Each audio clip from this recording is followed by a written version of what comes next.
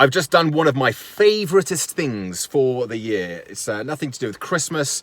It has been the announcement of my On the Wagon Member of the Year award. And I've just, On the Wagon is my Facebook group. It's got nothing to do with alcohol.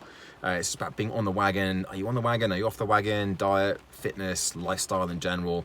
This group's been going about 4 years now, about 5,500 members or so in there, and it's a great community. And each year for the last 3 years, I've selected somebody to be the On the Wagon Member of the Year. It's not about the person who's achieved the most. It's not about the person who's been the most active in the group.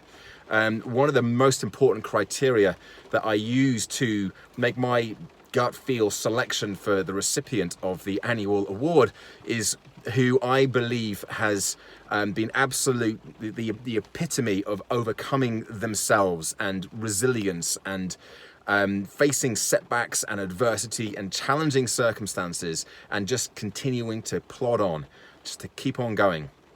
And it's this whole thing about it's not how far you run, it's how much you overcome that is more important. And it's very easy to get caught up, I think, in our lives about looking at comparing ourselves to other people and maybe trying to better ourselves and go further and further, not just with physical challenges, but in career perhaps as well, relationships and personal development and personal challenge goals.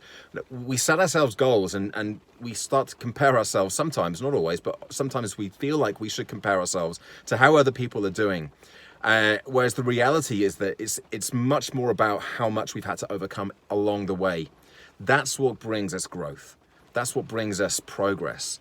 That's what allows us to learn and to become the best versions of ourselves, because that then takes hold in other areas of our lives as well.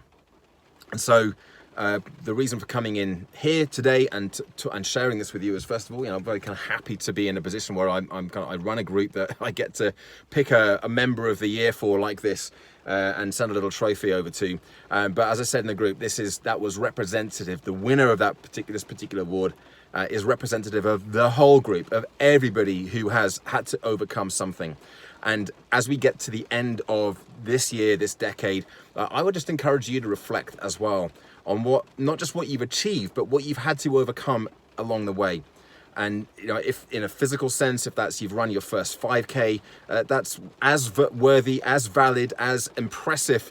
If you've come from nowhere and you've overcome a lifetime of beliefs that you could never run, you could never do that, and then you've got to that 5K, that's as worthy and as impressive as somebody who's just run their 10th marathon.